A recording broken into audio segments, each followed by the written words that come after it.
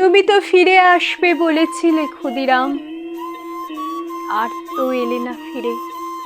তুমি তো বলেছিলে 10 মাস 10 দিন পরে মাসির ঘরে জন্ম নেবে। তোমার মতো বোকা ক্ষুদিরামের আজ দেশের বড় দরকার। দেশের জন্য তুই মরতে পারিস? প্রশ্নের উত্তরে যে বুক চিতিয়ে হাসি মুখে বলবে, পারি বই কি।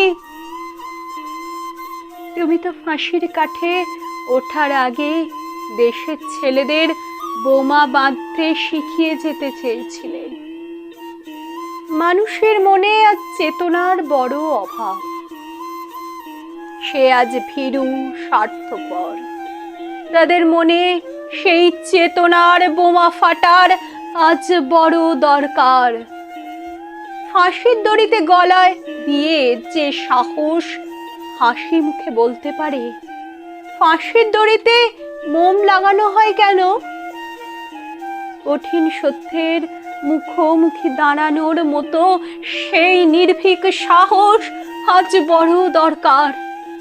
আজ সেই ভীরু কাপুরুষ স্বার্থপর মানুষের মনে সেই ভয় শূন্যতার বোমা ফেটে চলে উঠুক নির্ভীকতার আগুন, চলে উঠুক সত্যের আগুন।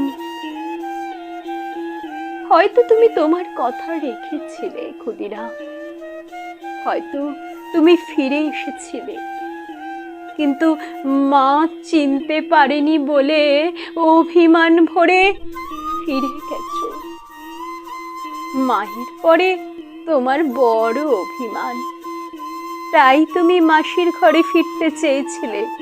হয়তো ফিরেই যদি এসে থাকো, তাহলে আরো একবার ফিরে এসো। ফিরে এসো বন্যী শিখা, ফিরে এসো আত্মবলিদানের আগুন, ফিরে এসো।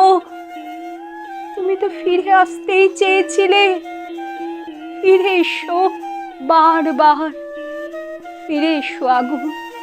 তোমার আত্মাহুতির আগুনে পবিত্র হোক এদেশের মাটি, এদেশের জল, এদেশের বাতাস। কথা দিচ্ছি, এবার আর চিনতে ভুল হবে না তোমায়।